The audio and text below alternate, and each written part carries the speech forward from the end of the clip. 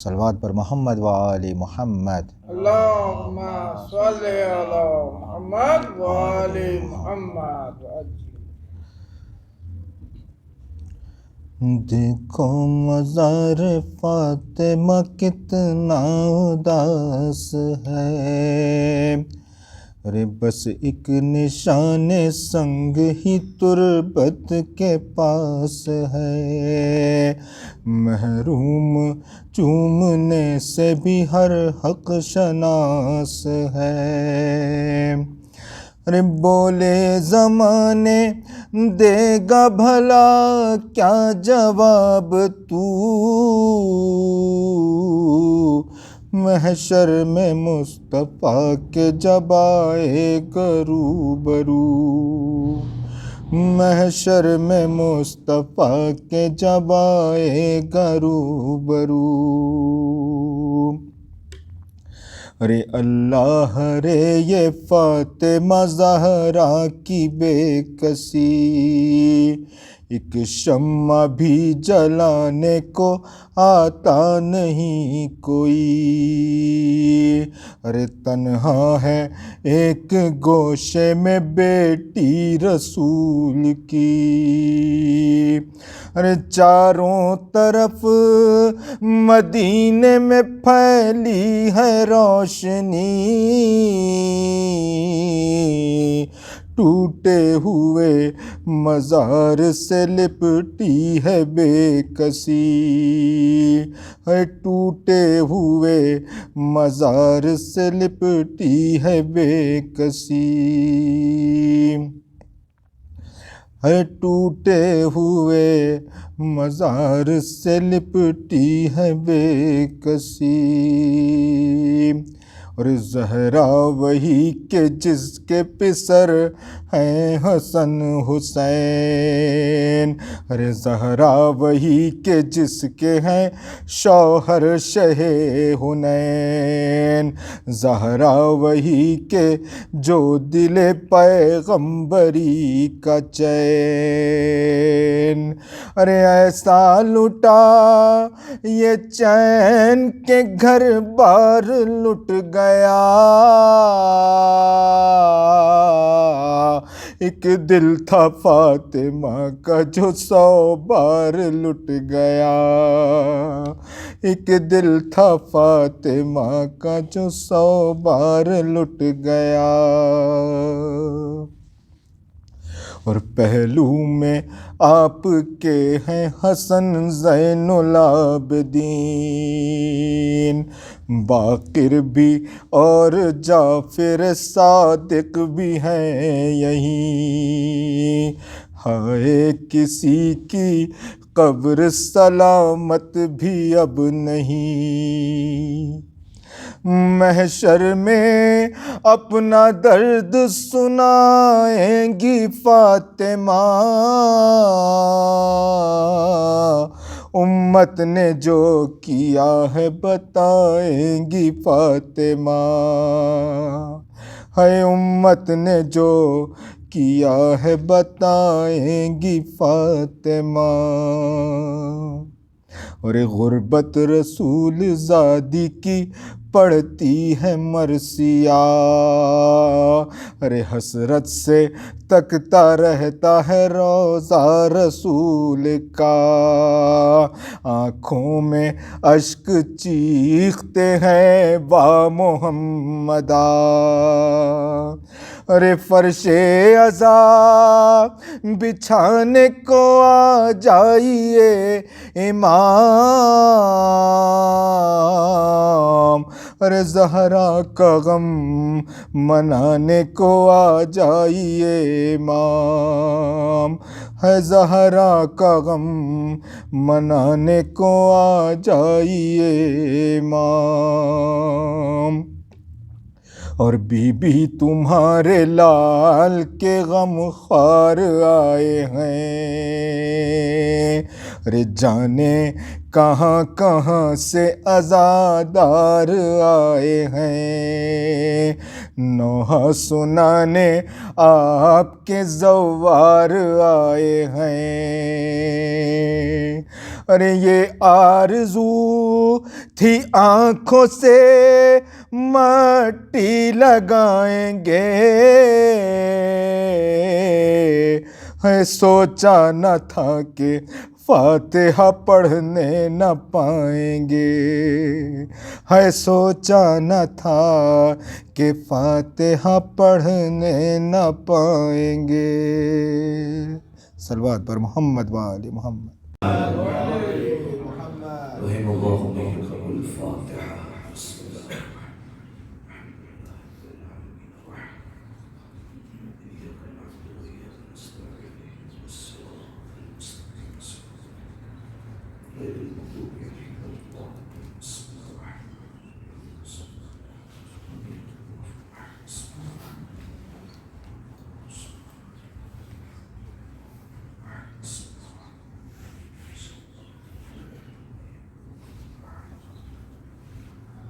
اللهم اغفر للمؤمنين والمؤمنات والمسلمين والمسلمات الأحياء منهم والأموات. اللهم تابع بيننا وبينهم بالخيرات إنك مجيب الدعوات إنك على كل شيء قدير برحمتك يا أرحم الراحمين.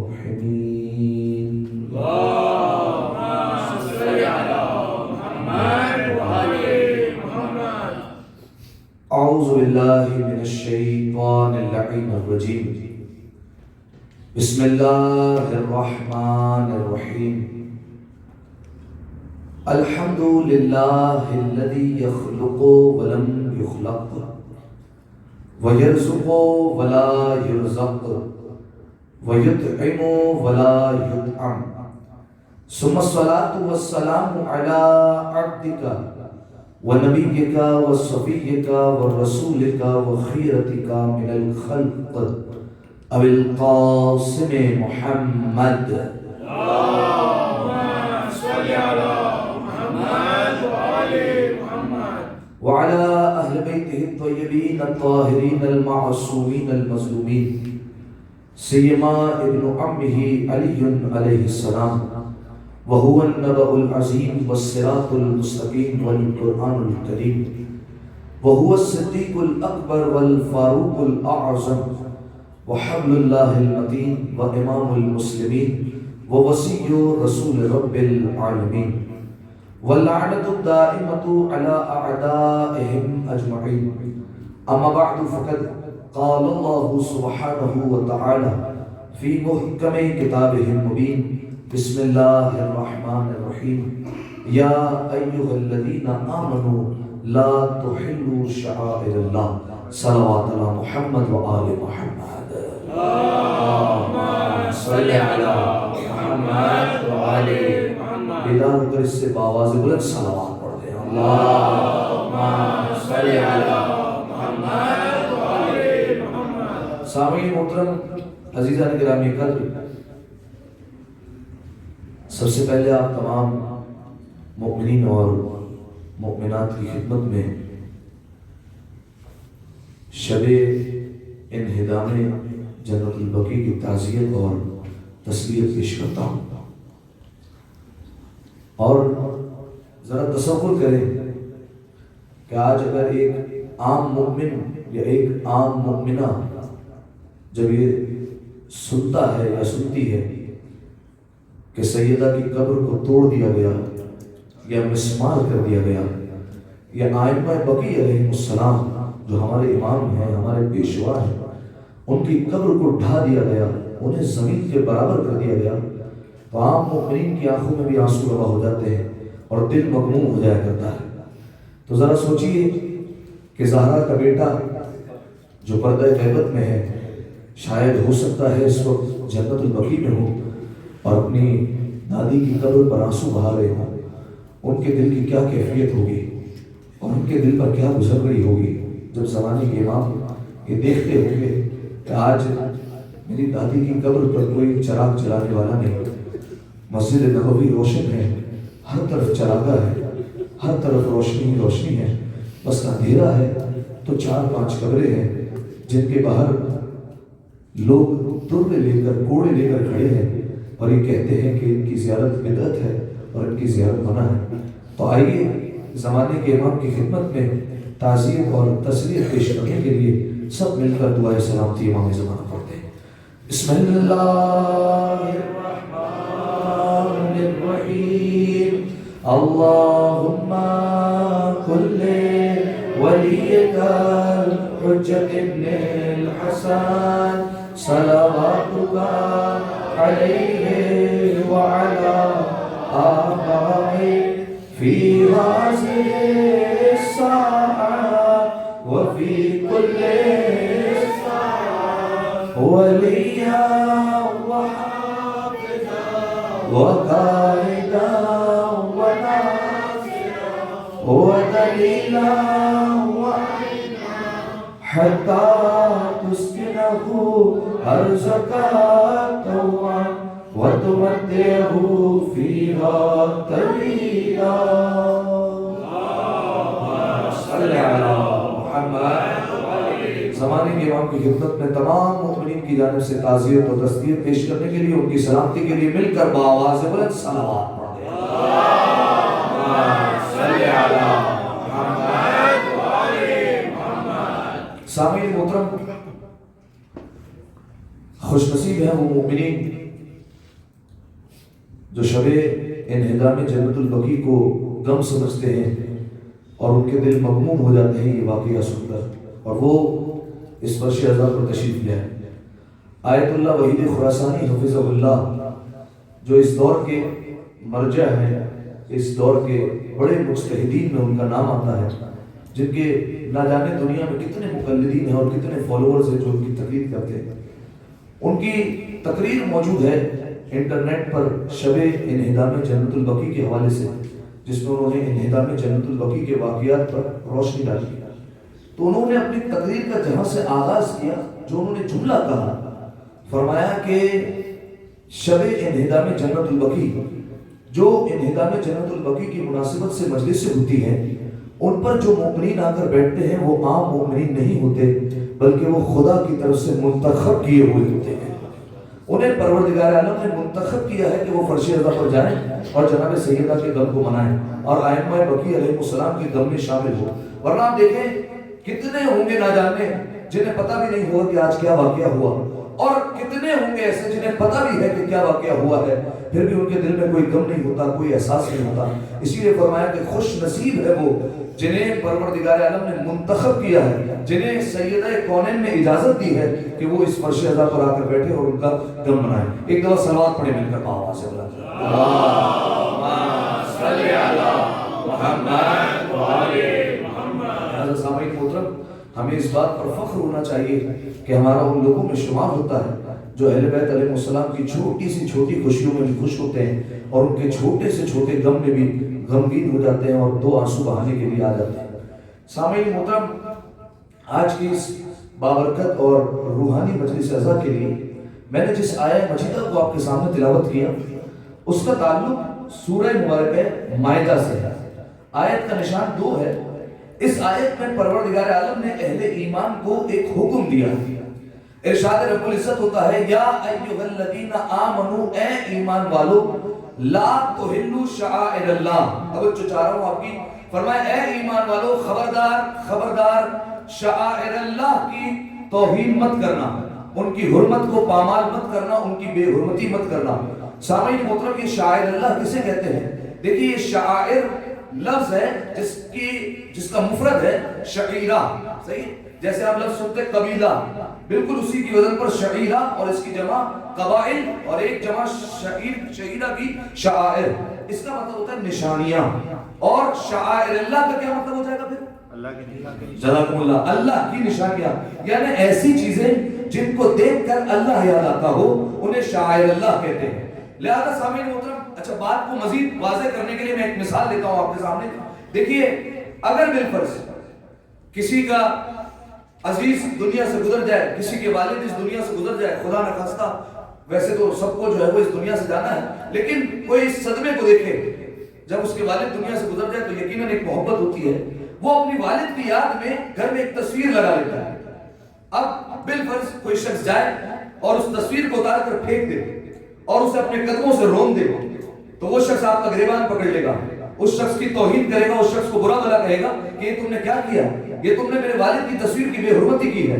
تو اگر سامنے سے کہے کہ میں نے تصویر کی ہے نا، تصویر سے کیا ہوتا ہے، میں نے آپ کے والد پر تو خدا نہ خواستہ پیر نہیں رکھا، میں نے ان کی تو گستاخی نہیں کی ہے، میں ان کو تو اذیت نہیں پہنچائی ہے، میں نے تو ان کی تصویر پر جو ہے وہ پاؤں رکھا ہے۔ تو وہ سامنے سے کیا جملہ کہے گا، یہ تصویر میرے باپ سے منسوب ہو گئی ہے، یہ تصویر میرے باپ کی یاد دلاتی ہے، یہ تصویر کا احترام ویسا ہی ہے جیسے میرے باپ کا احترام ہے۔ لہذا سامعین محترم، اس سے واضح ہوا کہ جو چیزیں جس کی یاد دلا دیں اس کا احترام واجب ہو جاتا ہے۔ اب سمجھ میں آیا ہم تعزیہ کیوں اٹھاتے ہیں، ہم تابوت کیوں اٹھاتے ہیں، ہم حلم کو ہاتھ میں کیوں لیتے ہیں، ہم جلوسوں میں کیوں جاتے ہیں، کیونکہ یہ ساری کی ساری چیزیں حسین ابن علی کی یاد کو تازہ کیا کرتی ہیں۔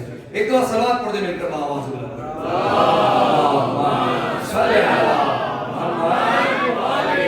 یہ ساری چیزیں یادیں تازہ کر رہی ہیں حسین ابن علی کی، امام حسین علیہ السلام کی عزاداری کو تازہ کر رہی ہے اور غم کو اجاگر کر رہی ہے۔ تو ایک آیت جس میں پروردگار عالم نے حکم دیا، یا ایھا الذین آمنوا لا تحلوا شعائر اللہ، اے ایمان والو خبردار، شعائر اللہ جو اللہ کی نشانیاں ہیں جنہیں دیکھ کر اللہ یاد آتا ہے ان کی توہین مت کرنا، ان کی بے حرمتی مت کرنا، ان کی حرمت کو پامال مت کرنا۔ اللہ والے بہت مل جاتے ہیں، صحیح ہے، اللہ کو سجدہ کرنے والے آپ کو سینکڑوں ملیں گے، ہزاروں ملیں گے، لاکھوں مل جائیں گے، لیکن وہ چیزیں جو اللہ سے منسوب ہے ان کا احترام بہت کم لوگ کیا کرتے ہیں۔ لہذا اس آیت میں فرمایا خبردار بے حرمتی مت کرنا۔ پالنے والے جب بے حرمتی نہیں کرنی تو پھر کیا کرنا ہے؟ پڑھو آیت، اگلی آیت ہے، فرمایا وَمَن يُعَظِّمْ شَعَائِرَ اللَّهِ فَإِنَّهَا مِن تَقْوَى الْقُلُوبِ، فرمایا جو اللہ کی نشانیوں کی تعظیم کرتا ہے، ان کی عزت کرتا ہے، ان کا اکرام کرتا ہے، تو فرمایا یہ ان کے دل کے تقوی کی علامت ہے۔ توجہ ہے آپ سب کی؟ فرمایا جو شاعر اللہ کا احترام کر رہا ہے، جو ان نشانیوں کا احترام کر رہا ہے جو اللہ کی یاد دلاتی ہے، تو فرمایا یہ ان کے دل کے تقوی کی علامت ہے۔ دیکھیں یہ نہیں کہا آنکھوں کی تقوی کی علامت ہے، یہ نہیں کہا ہاتھوں کی تقوی کی علامت ہے، یہ نہیں کہا پیروں کی تقوی کی علامت ہے، یہ نہیں کہا کانوں کی تقوی کی علامت ہے۔ میں ایک مثال دوں، آپ کو یقیناً وہ دعا یاد ہوگی، بسم اللہ الرحمن الرحیم، یا اللہ ہو یا رحمان ہو یا رحیم یا مقلب القلوب ثبت قلبی علی دینک۔ سمع ہی نہیں، بصر ہی نہیں، یہ نہیں کہا کہ پالنے والے میری آنکھوں کو دین پر ثابت قدم رکھ، یہ نہیں کہا میرے کانوں کو ثابت قدم رکھ، یہ نہیں کہا میرے ہاتھوں کو جو ہے وہ دین پر ثابت قدم رکھ۔ پالنے والے کیوں قلب کہا؟ تو آواز قدرت آئے گی کہ دل ہے مرکز، اگر دل دین پر ہے تو سمجھ لو آنکھیں بھی دین پر ہے، ہاتھ بھی دین پر ہے، کان بھی دین پر ہے، پیر بھی دین پر ہے۔ ویسے ہی اگر کوئی شاعر اللہ کا احترام کرتا ہے تو یہ دل کے تقوی کی علامت ہے، یعنی آنکھیں بھی تقوی والی ہے، کان بھی تقوی والے ہیں، پیر بھی متقی ہے، ہاتھ بھی متقی ہے، اس کا سارا وجود متقی کہلائے گا۔ ایک دو صلوات پڑھیں مل کر بآواز بلند،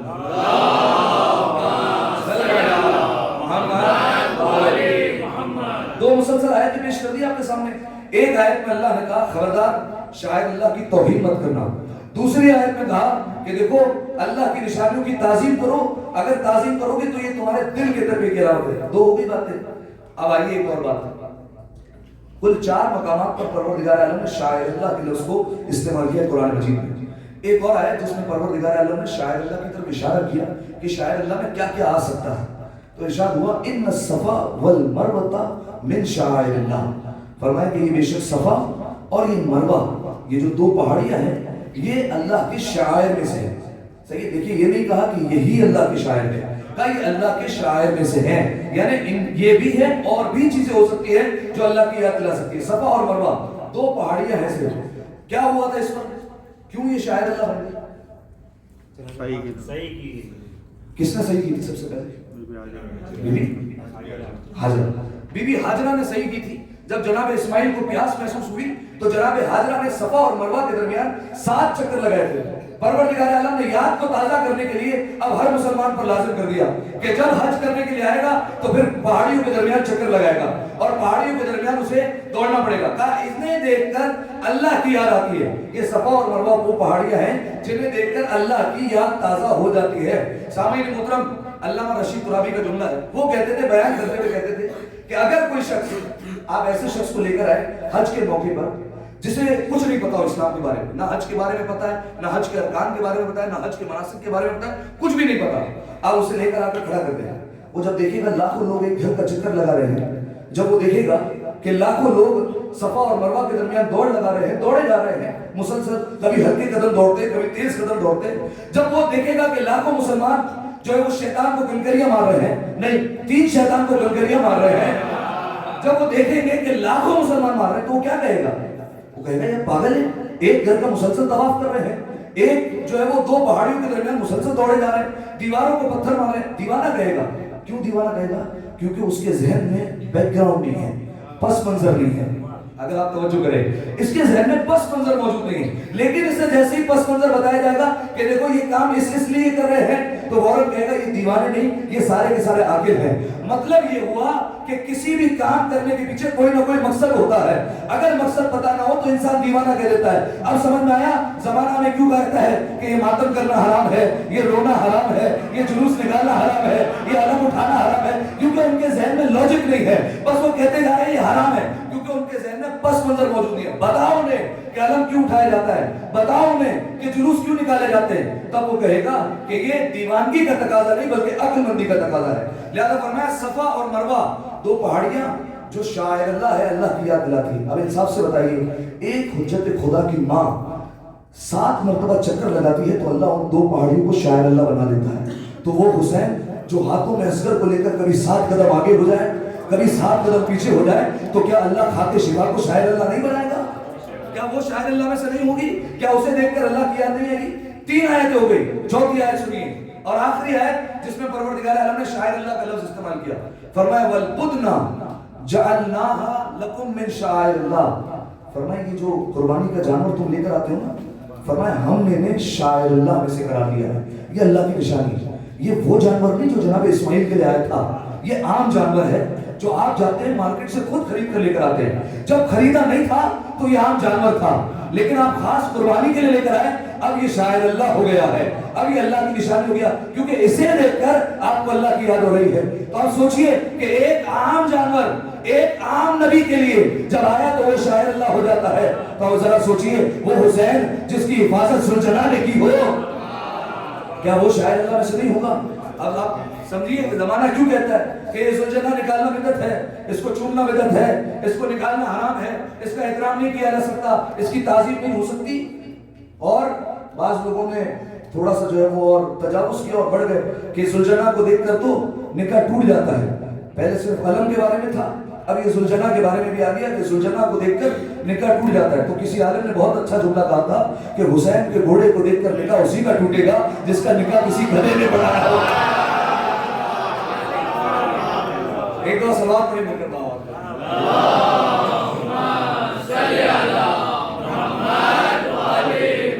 اب سامعین محترم، وہ چیزیں جو اللہ کی یاد دلائیں، وہ چیزیں جو حسین ابن علی کی یاد دلائیں، کیونکہ جن چیزوں سے حسین کی یاد آتی ہے تو پھر لازمی طور پر اللہ کی بھی یاد آئے گی۔ تو یہ سارے کے سارے شاعر اللہ ہیں، ان کا احترام لازم ہے، ان کی توہین کرنا حرام ہے۔ ایک دفعہ صلوات پڑھیے مل کر بابا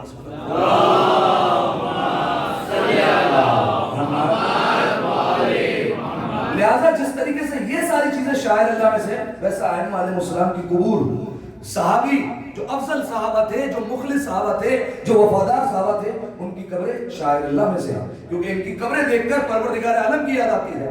لہذا سامعین محترم، آل سعود نے صرف ایسا نہیں کیا کہ قبروں کو مسمار کیا، بلکہ انہوں نے شاعر اللہ کو مسمار کیا۔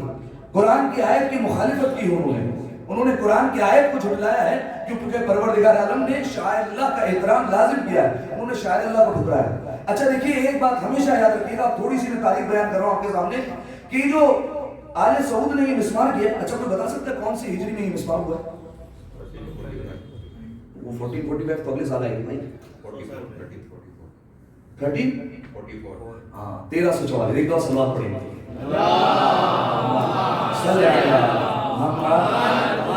پورے 100 سال ہو گئے، ٹھیک ہے، یعنی 100 سال پہلے آل سعود نے جنت البقیع کو مسمار کر دیا تھا۔ اچھا دیکھیے یہ یاد رکھیے گا، ان کی دشمنی صرف اور صرف اہل بیت علیہ السلام سے نہیں، ان کی دشمنی صرف شیعوں سے نہیں، ان کی دشمنی اصل میں اسلام سے۔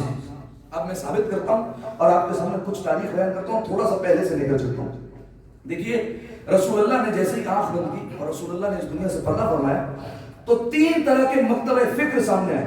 تین طرح کے اسکول آف تھاٹس ہمارے سامنے آئے, تین طرح کے نظریے رکھنے والے لوگ ہمارے سامنے آ گئے. کون کون سے؟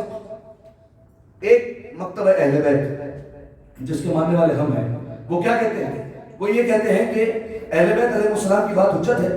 مکتبہ اہل بیت ہی دراصل مکتبہ رسول ہے.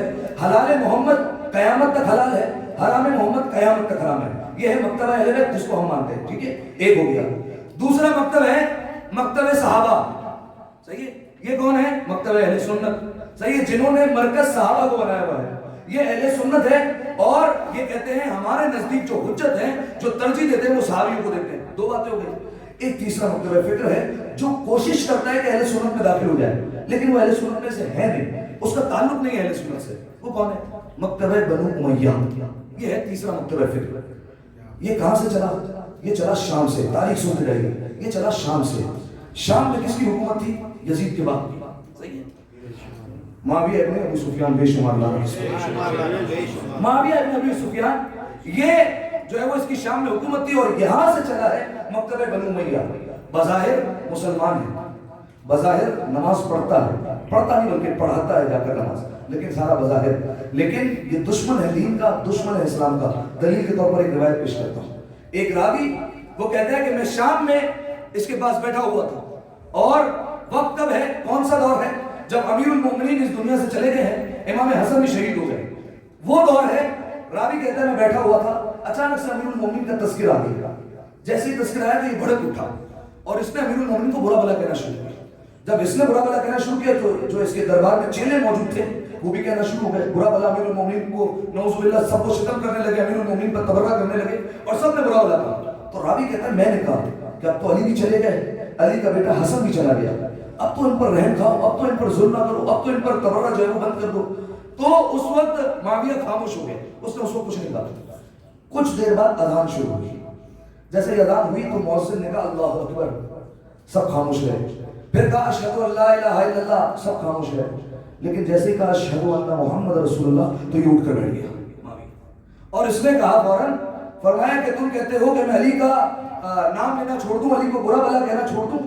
فرمایا میرے باپ کا آج تک اس اذان میں نام نہیں آیا. فرمایا جب تک میں محمد کا نام اذان سے نہیں نکال دیتا میں چین سے نہیں بیٹھتا. یہ اس کا جملہ موجود ہے. یعنی ثابت یہ ہوا یہ جو ہے وہ صرف علی کا دشمن نہیں بلکہ محمد کا بھی دشمن تھا, یہ دین کا دشمن تھا. اب دیکھیے یہ اہل بیت علیہ السلام کے دشمن ہے. اب یہاں سے یہ مکتبہ چلنا شروع ہوا جو علی کے دشمن ہے, اہل بیت علیہ السلام کے دشمن ہے.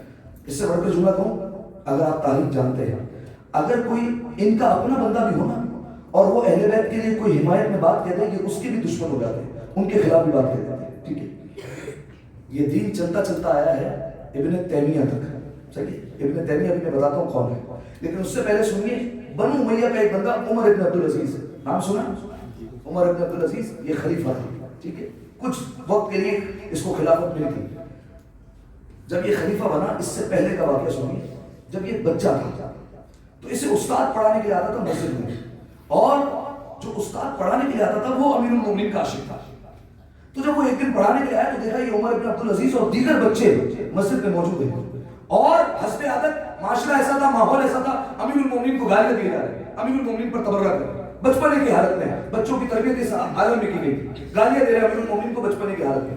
تو اب استاد کو بڑا برا لگا, لیکن اس نے کچھ کہا نہیں. کھلم کھلا کہتا تو جان پر بات آ جاتی, وہ اپنی نمازوں میں لگ گیا. یہ عمر ابن عبدالعزیز یہ ذہین تھا, یہ سمجھ گیا کہ یہ استاد اپنی نمازوں کو طول دیے جا رہے ہیں, ہم سے بات نہیں کر رہے, مطلب ناراض ہے. فوراً پوچھا استاد کوئی بات ہے؟ ایک جملہ کہا یہ بتاؤ, جملہ سنیے گا, یہ بتاؤ اللہ بدر والوں سے کب سے ناراض ہو گیا ہے؟ فرمایا کیا مطلب؟ اللہ تو بدر والوں سے ناراض نہیں ہے, اللہ ان سے بیزار ہرگز نہیں ہے. تو فرمایا کیا علی بدر میں شامل نہیں تھے؟ کیا علی کا شمار بدر والوں میں نہیں تھا؟ کہا بالکل تھا.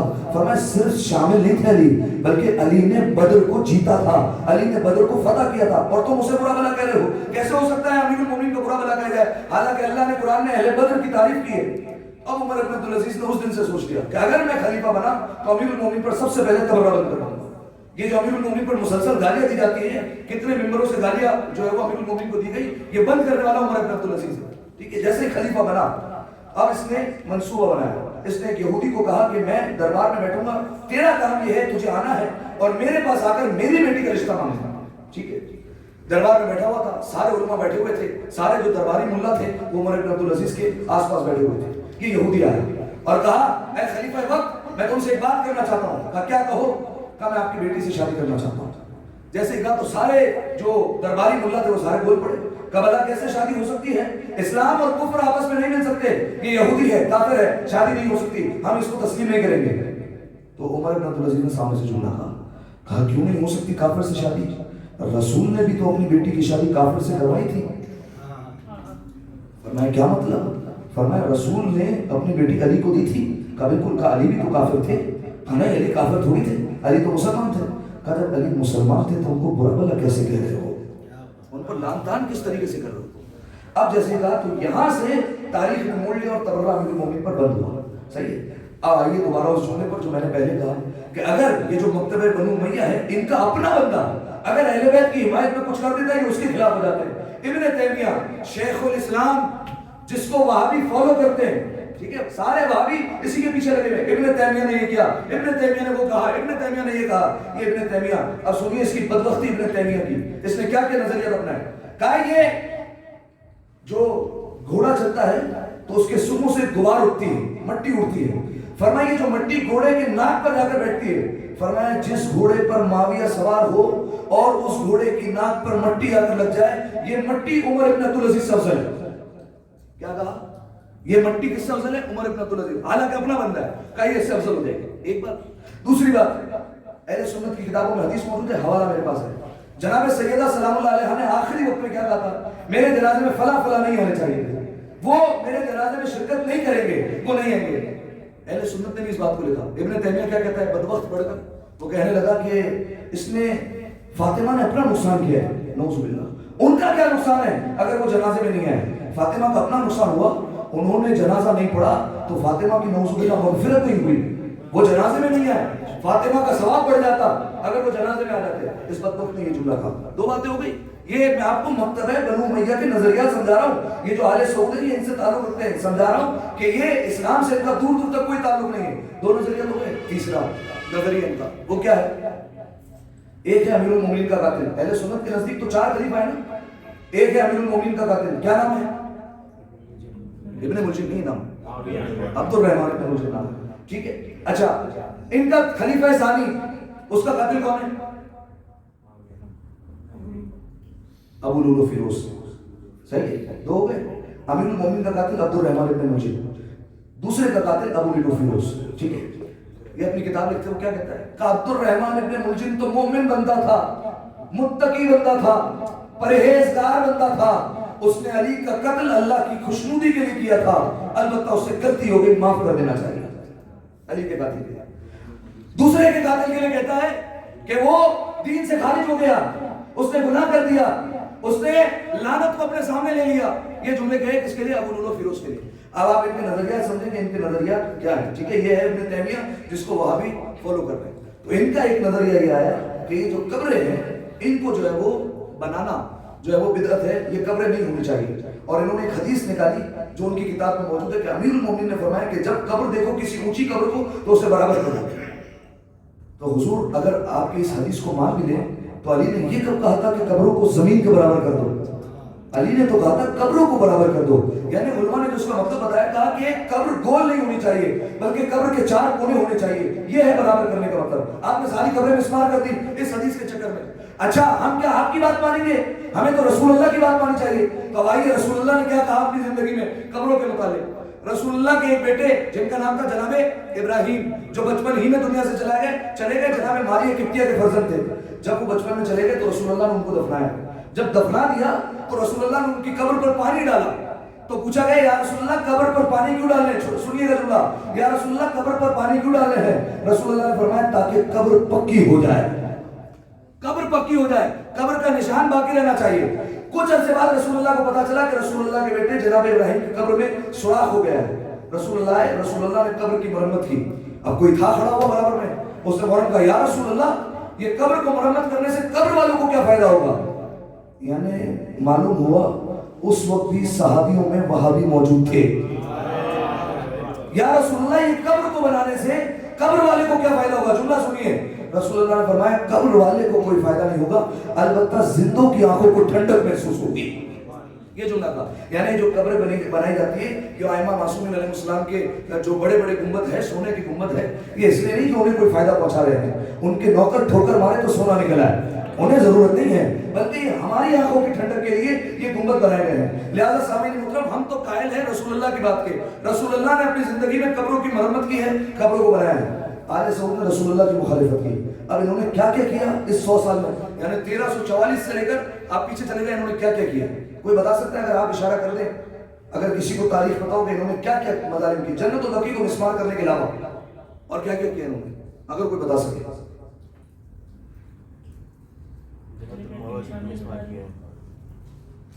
کون سی نشانی بڑی؟ جزاک اللہ. اہل بیت علیہ السلام کے جتنے گھر تھے سب توڑ دیے، ٹھیک ہے، سب مسمار کر دیے. جو گئے ہیں وہ میری تصدیق کریں گے، ٹھیک ہے، اور پروردگار عالم ہم سب کو زیارت نصیب فرمائے. سارے گھر توڑ دیے اور ساری قبریں مسمار کر دی. اور کوئی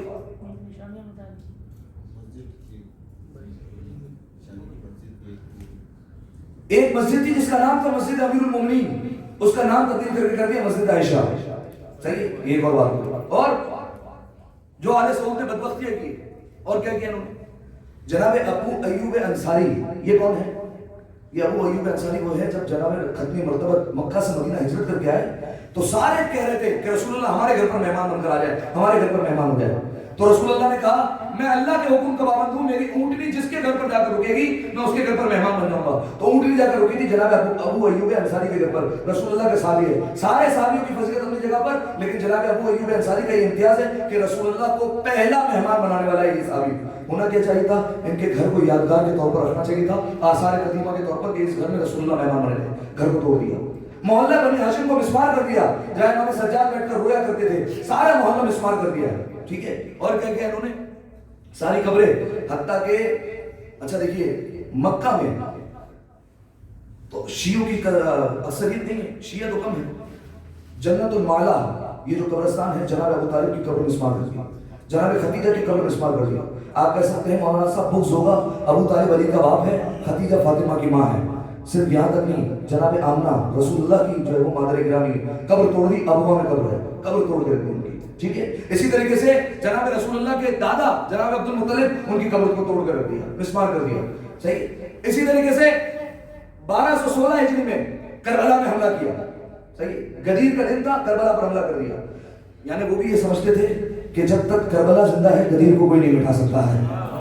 غدیر والے دن کربلا پر حملہ کیا، 4000 لوگوں کو مار دیا، 4000 شیعہ، 4000 سادات، جس میں سادات بھی موجود تھے، سب کو قتل کیا. 1221 میں نجف پر حملہ کیا، طائف پر حملہ کیا، یمن پر حملہ کیا.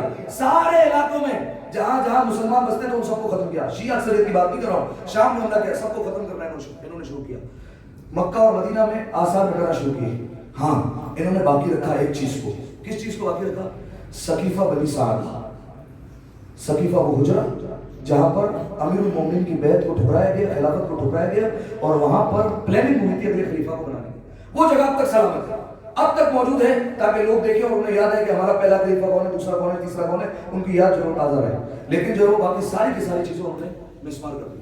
حتیٰ کہ وہ بڑے تھے رسول اللہ کی قبر کو مسمار کرنے کے لیے. انہوں نے کہا یہ رسول اللہ کی قبر کا وجود بدعت ہے، یہ نہیں ہونا چاہیے، بلکہ ان کا فتویٰ موجود ہے.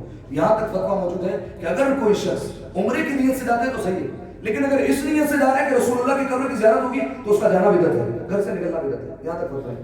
ان کا عالم ایک جو ہے وہ جو قریب کا عالم ہے ناصر الدین البانی، اس کا فتویٰ موجود ہے. فرمایا اگر ہمارے اندر طاقت آ جائے تو ہم رسول اللہ کی قبر کو گرا دیں، یہ رسول اللہ کی قبر بدعت ہے. صحیح، یہ وجود بدعت ہے، رسول اللہ کی قبر نہیں ہونی چاہیے. وہ تو جب رسول اللہ کی قبر کی طرف بڑھنے لگے تو بعض تاریخ کہتی ہے کہ جب بڑھے تو ایک بجلی گری آسمان سے اور سارے کے سارے مر گئے، ایک روایت کے مطابق. بعض تاریخ کہتی ہے سارے مسلمان ان کے خلاف ہو گئے. تو اب ظاہر ہے حج پر مسلمان نہیں آئیں گے تو پھر پیسہ وغیرہ کہاں سے آئے گا. تو یہ انہوں نے مسلمانوں کی حمایت میں رسول اللہ کی قبر کو باقی رکھ دیا. لیکن آپ آج بھی جائیں رسول اللہ کی قبر پر جانے نہیں دیا جاتا. صحیح ہے، یعنی رسول اللہ کی قبر کو چومنے نہیں دیا جاتا.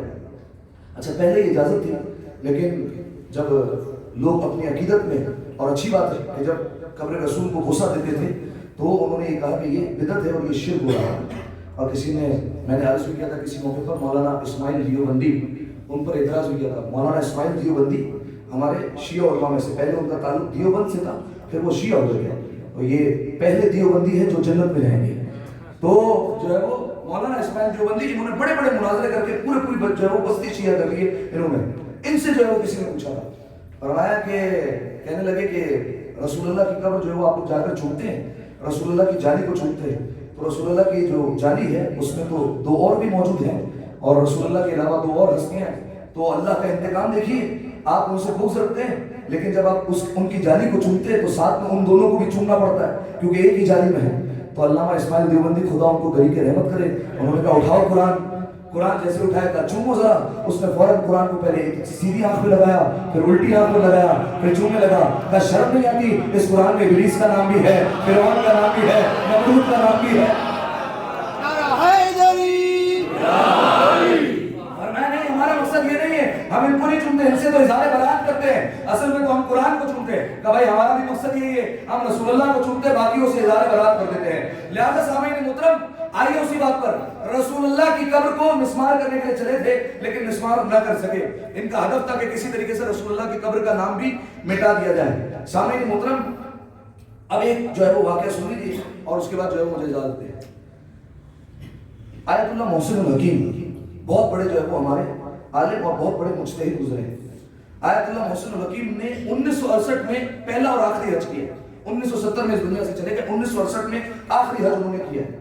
جب وہ عراق سے چلنے لگے، نجف میں ہوا کرتے تھے، توجہ رکھیے گا، نجف میں ہوا کرتے تھے، جب نجف سے چلنے لگے تو جس کے پاس حکومت تھی اس نے کہا کہ آپ اتنے بڑے مجتہد ہیں تو آپ ہمارا جہاز لے کر دیں اور اس میں حج کر کے آ جائیں. انہوں نے سامنے سے پلٹ کر جملہ کہا، ہمارے یہاں حج اپنے خرچے پر ہوا کرتا ہے، ہم دوسروں کی خیرات پر حج نہیں کیا کرتے. یہ جملہ کہا انہوں نے. اور جب چلنے لگے تو جو مکہ اور مدینہ میں جو اس وقت ریاست تھی، اس وقت جو بادشاہ تھا اس کا نام تھا فیصل. اس نے جو ہے وہ کہا کہ میں آپ کے لیے جہاز بھیج دیتا ہوں. تو سامنے سے آیت اللہ محسن الحکیم نے کہا کہ جب شیعہ کا جہاز نہیں لیا تو پھر جو ہے وہ وہابیوں کا جہاز کیسے لے لوں؟ میں اپنے خرچے پر آؤں گا اور خود حج کروں گا، اور پہلے کاظمین جاؤں گا امام مسیح کاظم علیہ السلام کی ذریعے پر، ان کے ذریعے پر حاضری دے کر پھر حج کرنے کے لیے آؤں گا. تو جب وہ نکلے تھے تو منظر لوگ بیان کرتے ہیں، اور جو علماء نے بیان کیا کہ اتنا خوبصورت منظر کہ لوگوں نے ان کے قدموں میں جانور ذبح کیے تاکہ یہ ہمارے مرجع وقت سلامت رہے. اور پھر یہ کاظمین سے پہنچے مکہ اور مدینہ کی زیارت کے لیے. جب وہاں پر پہنچے تو فیصل بادشاہ کو پتا چلا کہ یہ آ رہے ہیں. انہوں نے کہا کہ حضور آپ شیعوں کے جو ہے وہ بہت بڑے عالم ہیں، آپ شیعوں کو فیس کرتے ہیں، ریپریزنٹ کرتے ہیں، تو ہم چاہتے ہیں ہمارے علماء کے ساتھ بھی آپ کی ایک ملاقات ہو جائے. تو کہا بالکل کوئی مسئلہ نہیں ہے. تو جب ملاقات ہوئی اور ان کو بٹھا دیا گیا وہاں پر، سب سے بڑا جو ان کا مفتی تھا ان کو لایا گیا، جو وہابی تھا اس کو جب لایا گیا تو وہ دیکھا کہ وہ ویل چیئر پر ہے اور چل نہیں سکتا اور آنکھیں بھی اس کی نہیں ہیں. تو آیت اللہ محسن الحکیم نے اسے دیکھا. تو پھر جو ہے وہ فیصل بادشاہ نے اس مفتی کو ایک ایک کا تعارف کروانے لگا کہ دیکھو یہ جو ہے وہ اس مذہب سے ہے، اور یہ جو ہے وہ ان کا نام یہ ہے، ان کی حیثیت یہ ہے، اور پھر ایک ایک کا تعارف کروانے لگے. اور جیسے ہی کہا یہ آیت اللہ محسن الحکیم ہے، یہ شیعوں کے مرجع ہیں اور شیعوں کے عالم ہیں، تو فوراً جو ہے وہ اس نے کہا لعنت اللہ علیہ، فرمایا اللہ کی ان پر لعنت. جیسے ہی جو ہے وہ لعنت دیکھی تو آیت اللہ محسن الحکیم نے اسے گھور کر دیکھا. تو فیصل بادشاہ نے کہا ذرا چھوڑیے بس، ابھی جو ہے وہ کیا بحث میں پڑھنا. تو آیت اللہ محسن الحکیم نے کہا نہیں ایسے تو نہیں پڑھوں گا، اس نے لعنت کیسے دی؟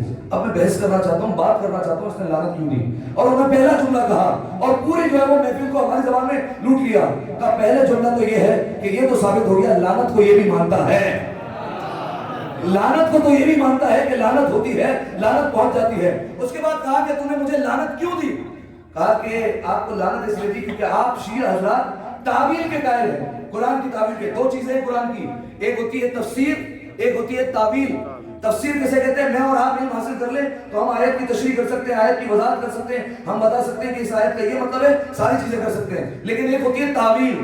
تعویل کا علم کسی کے پاس نہیں ہے. قرآن نے کہا وما یعلم تعویلہ الا اللہ والراسخون فی العلم، کہ قرآن کی تعویل کا علم کسی کے پاس نہیں، یا تو اللہ کے پاس علم ہے یا ان کے پاس ہے جو علم میں اترے ہوئے ہیں، ان کے پاس علم ہے، یعنی اللہ کے پاس ہے یا چہارہ معصومین کے پاس ہے. اس کے علاوہ کسی کے پاس تعویل کا علم نہیں ہے. تو کہا آپ لوگ جو ہے وہ تعویل کو مانتے ہیں، ہم جو ہے وہ اس بات سے ایگری نہیں کرتے، ہم کہتے ہیں تفسیر ہوتی ہے تعویل نہیں ہوتی ہے.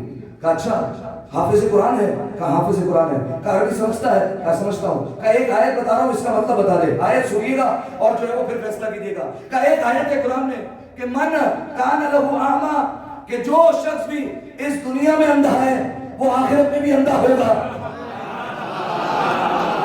جو اس دنیا میں اندھا ہے وہ آخرت میں بھی اندھا ہونے والا ہے. اب وہ فوراً ہل گیا تو فیصل نے فوراً کہا بادشاہ نے کہ یہ کیسے ہو سکتا ہے, جو بیچارہ اس دنیا میں اندھا ہو اس کا کیا قصور ہے, وہ آخرت میں کیوں اندھا ہو جائے گا. فرمایا ہم بھی تو یہ سمجھا رہے ہیں, اس آیت کی تعویل کرنی پڑے گی, اس آیت کا کوئی اور مطلب ہے. یہاں اندھے سے مراد ظاہری اندھا نہیں. کہا پھر کیا مطلب ہے؟ کہا ہمارے چھٹے امام نے فرمایا جو علی کی ولایت کا اندھا ہوگا وہ آخرت میں اندھا اٹھایا جائے گا اور اس کا برا ٹھکانہ ہوگا. اب جیسے ہی کہا تو جو ہے وہ فوراً جو ہے وہ اقرار کیا کہ ہاں بھائی قرآن کی جو ہے وہ تعویل بھی جو ہے وہ ہوتی ہے. اب آئیے اصل بات پر. اب جو ہے وہ فیصل بادشاہ نے کہا کہ جب ایک بحث نکل آئیے تو ایک اور بات کر لیتے ہیں. کہا کہ حضور ہمیں آپ کی ایک بات پسند نہیں, ہم نے تو جنت البقیع کو اور دیگر قبرستان کو دیگر قبروں کو مسمار کر دیا ہے, لیکن اب بھی آپ دوسرے شہروں میں جاتے ہیں اپنے اماموں کی قبروں کو بوسہ دیتے ہیں, زریوں کو بوسہ دیتے ہیں. یہ بات ہمیں پسند نہیں آتی. یہ زری کو بوسہ دینا, یہ ان کی چوکھٹ کو بوسہ دینا, قبر کو بوسہ دینا بدعت ہے, یہ جو ہے وہ صحیح نہیں ہے. اب آیت اللہ محسن الحکیم نے اس وقت سوچا کہ اگر میں اسے علمی جواب دوں گا تو بہت ساری آیتیں بھی پیش کر سکتا ہوں, بہت ساری حدیثیں بھی, بہت ساری دلیلیں دے سکتا ہوں, لیکن یہ مانے گا نہیں, اس کو ایسے نہیں منانا. اور آیت اللہ محسن الحکیم کہتے ہیں میں نے فوراً توسل کیا امام موسی کاظم سے جن کا لقب ہے باب الحوائج, اور میں نے مولا سے کہا مولا کوئی ایسی ایک بات دے دے کہ اس کو میں منہ توڑ جواب دے سکوں. آیت اللہ محسن الحکیم نے کہا ابھی میں نے کھانے کا لقمہ اٹھایا اور کھانا کھانا شروع کیا تھا کہ اچانک سے ایک شخص آیا دربار میں اور اس نے آ کر کہا فیصل بادشاہ رسول اللہ کے زمانے کے قرآن کے کچھ ٹکڑے ملے ہیں جو ہرن کی کھال پر لکھے ہوئے تھے, جسے ہم نے سونے کی تاروں میں اور مخمل کے کپڑے میں لپیٹ دیا ہے, آپ اس کی زیارت کریں. فیصل بادشاہ فوراً اٹھا, قرآن کو ہاتھ میں لیا, کبھی مخمل کے کپڑے کو چومتا ہے, کبھی سونے کی تاروں کو چومتا ہے, بوسہ دیتا ہے. آیت اللہ محسن الحکیم نے وہیں سے بیٹھے بیٹھے کہا بدعت, شرک, حرام. فرمایا حرام کام کر رہا ہے. کہا حرام کام کیوں ہے؟ کہا تو نے سونے کی تاروں کو بوسہ دیا, تو نے مخمل کے کپڑے کو بوسہ دیا. کہا نہیں میں ان کو بوسہ نہیں دے رہا, جو اندر قرآن موجود ہے اس کو بوسہ دے رہا ہوں. کہا میں بھی تو یہی سمجھا رہا ہوں, ہم سونے کی جالیوں کو بوسہ نہیں دیتے, ہم قبر کو بوسہ نہیں دیتے, جو قبر کے اندر موجود ہے. نعرہ حیدری نعرہ سعود لانا محمد صلوات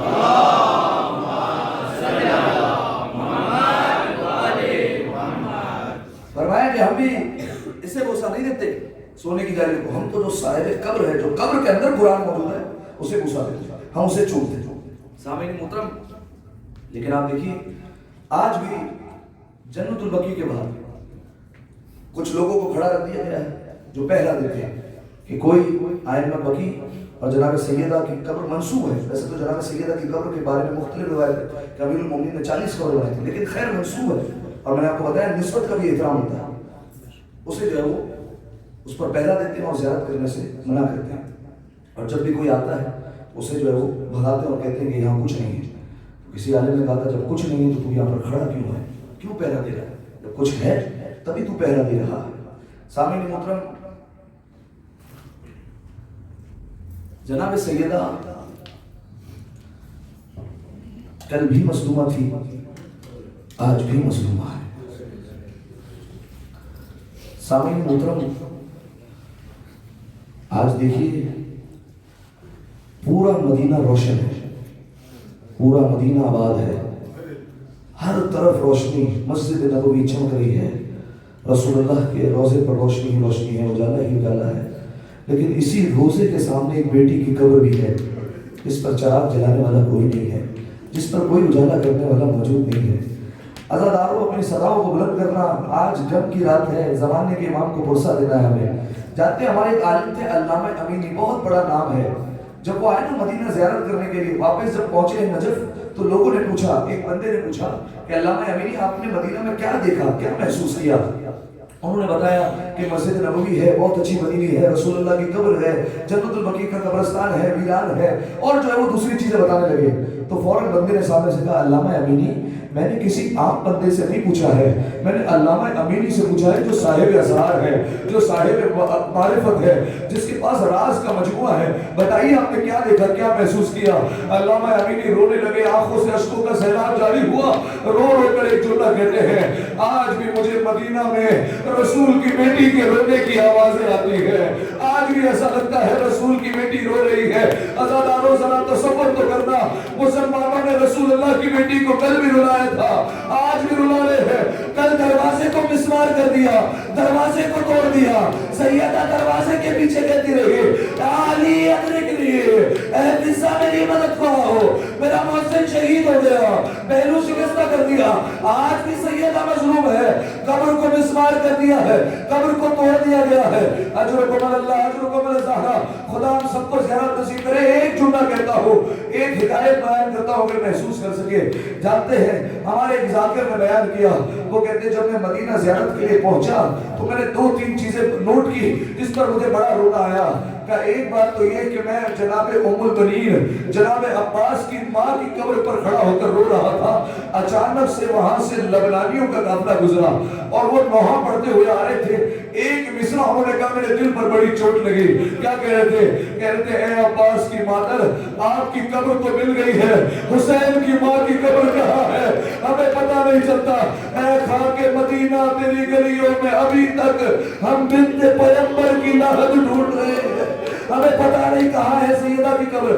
کا دوسری بات جس نے مجھے بڑا رلایا، کہا میں کھڑا ہوا جناب فاطمہ کی قبر کے سامنے، جالی کے سامنے کھڑا ہوا تھا اور رو رہا تھا۔ اچانک سے ایک ایرانی ذاکر آیا اپنے لوگوں کے ساتھ اور اس کے بعد آ کر لوگوں سے پوچھتا ہے ذرا مجھے یہ بتانا کہ یہاں پر رسول اللہ کی بیٹی کی قبر کہاں ہے؟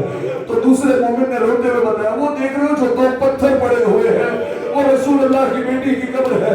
جیسے ہی اب اس کے دل پر چوٹ لگی، کبھی وہ رسول کے روزے کو دیکھتا تھا، پھر فاطمہ کی قبر کو دیکھتا تھا، پھر رسول کے روزے کو دیکھتا تھا، پھر قبر کو دیکھتا تھا فاطمہ کی، اور رو کر ایک جملہ تھا یا رسول اللہ کبھی ایران آنا، آپ کا ایک بیٹا علی رضا ہمارے پاس مہمان ہوا تھا، ہم نے آج اتنا بڑا روزہ بنایا، کاش تیری بیٹی فاطمہ ایران آ جاتی، ہم اپنی بیٹیوں کا زیور بیچ دیتے لیکن تیری بیٹی کا روزہ بنا دیتے۔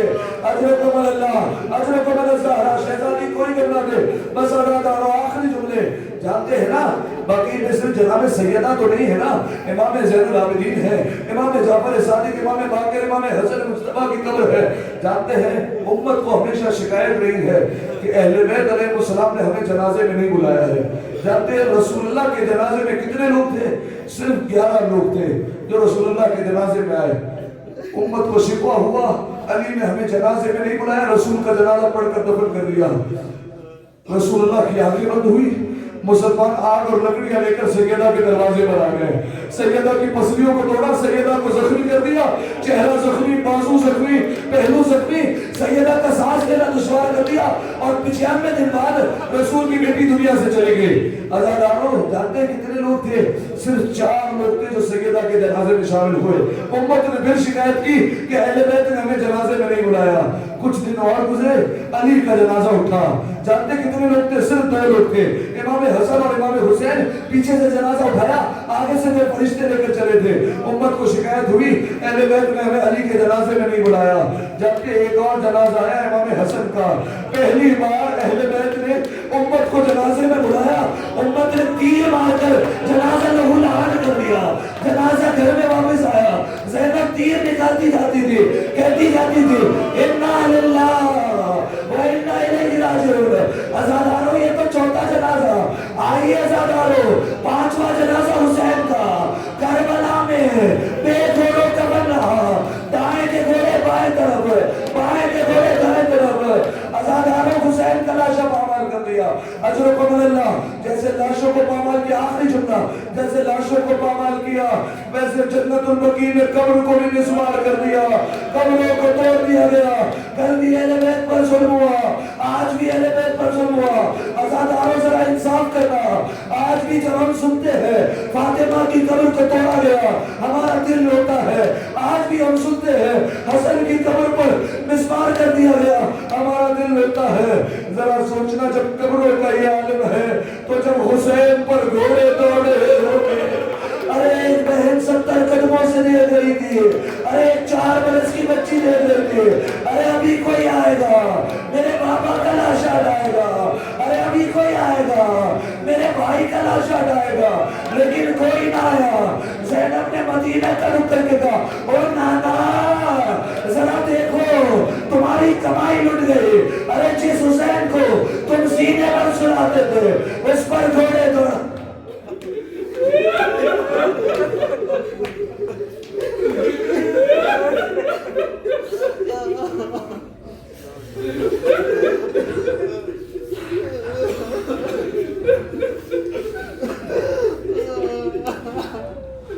لعنة الله على القوم الظالمين وسيعلم الذين ظلموا أي منقلب ينقلبون۔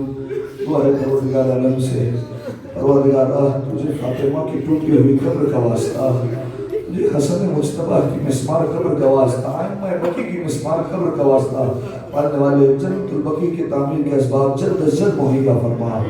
پڑھنے والے ائمہ بقیع کا واسطہ ہے ہم تمام کے حاجات کو اپنی بارگاہ میں قبول فرما، ہماری اس عبادت کو اپنی بارگاہ میں قبول فرما، تمام گناہ صغیرہ و کبیرہ کو معاف فرما۔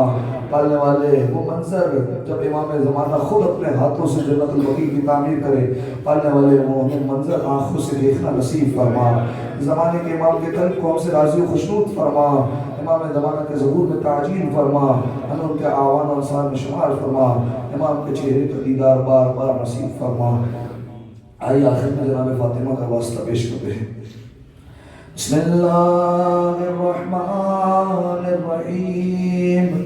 یا فاطمة الزہراء یا بنت محمد یا قرۃ عین الرسول یا سیدتنا و مولاتنا، انا توجہنا واستشفعنا وتوسلنا بك إلى الله وقدمناك بين يدي حاجاتنا، يا وجيهة عند الله اشفعي لنا عند الله، يا وجيهة عند الله اشفعي لنا عند الله۔ آخری بار سب مل کر یا وجیہة عند اللہ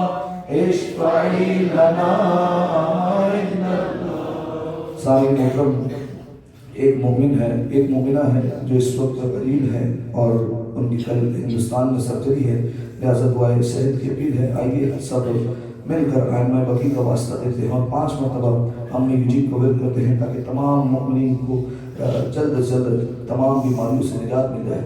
بسم اللہ الرحمن الرحیم۔ امن یجیب المضطر اذا دعاہ ویکشف السوء، امن یجیب المضطر اذا دعاہ ويكشف السوء، أمن يجيب المضطر إذا دعاه ويكشف السوء، أمن يجيب المضطر إذا دعاه ويكشف السوء، أمن يجيب المضطر إذا دعاه ويكشف السوء۔